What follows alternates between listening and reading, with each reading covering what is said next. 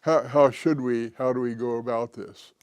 Well, there are a couple of key ideas, and I'll just sketch them briefly, and then we can pursue it if we want to. You want to.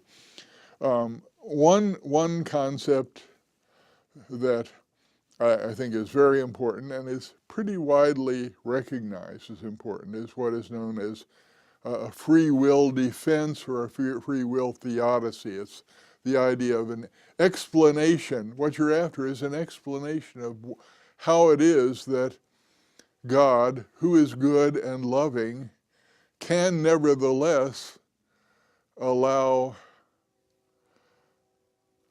such evils to exist in his world.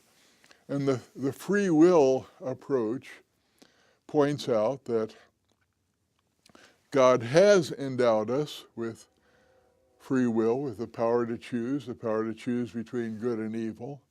There are many limitations on this, but nevertheless, it's a real power that we believe that we have. Now, some people, of course, doubt that, and that's an argument in itself. But I think the majority of Christian philosophers do believe that in this sense we have free will, that there are alternative paths that we can take, that it's really in our power to take, to go one way or another.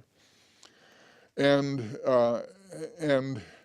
it would be almost contradictory, or at least self-defeating, if God were to entrust us with this power, but then as soon as we make the wrong choice, he says, okay, sorry, back up, we're going to get a do-over there. We discussed at the beginning of this discussion that if one of us went off on the wrong track, we could back up and it would be edited out of the tape. But our life choices would be a lot less significant and a lot less real if we could get a do-over anytime we wanted. And sometimes we don't even want to. So the point is that if God really gives us this ability to make choices, and we make bad choices, there are going to be consequences. And it would be, the ability to choose would be meaningless if God were to sort of reverse edit out the tape every time we choose wrong, or would always prevent the bad consequences from happening.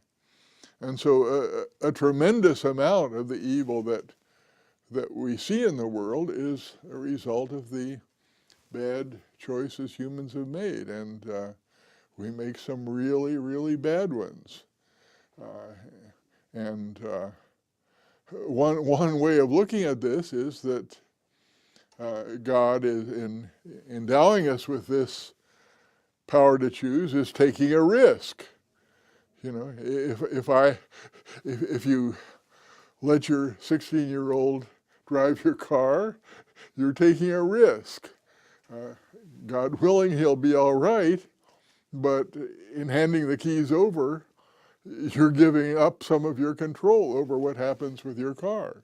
And God, in giving us this power to choose, has given up or qualified some of his control over what happens. So that's an enormous part of, I think, really by far the greater part of the serious evils that afflict the world are of that kind.